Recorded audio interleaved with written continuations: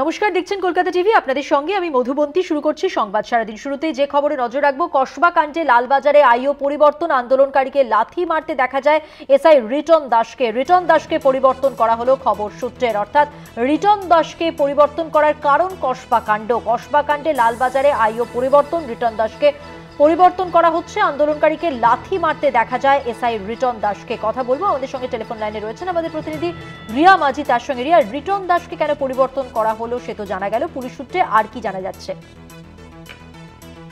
ঘটনায় যেদিন DI office অভিযান হয় সেই ঘটনা ঘটেছে, যেখানে পুলিশ দাবি করেছে যে তাদেরকে প্রথমে মারা হয়েছে, তারপর লাঠিচার্জ করতে বাধ্য হয়েছে এবং সেই জায়গা থেকে দাঁড়িয়ে কসবা কাণ্ডে দুটি এফআইআর হয়েছে। একটি পুলিশ নিজের সুমোটো করেছে এবং অপরটি ডিআই অর্থাৎ ডিস্ট্রিক্ট ইনচার্জ এর তরফ থেকে, ডিআই অফিসের আধিকারিকের তরফ থেকে এই কমপ্লেন করা হয়েছে।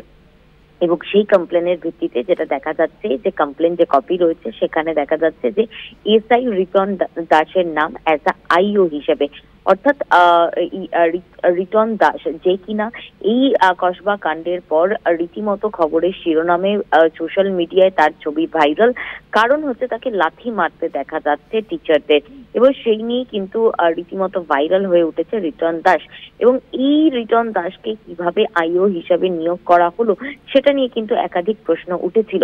এবং তারপরে যেটা দেখা গেল যে লালবাজারের নির্দেশে এই আইওকে চেঞ্জ করে দেওয়া হলো এবং অন্য এক সাব ইন্সপেক্টরকে আইও হিসেবে নিয়োগ করা হলো।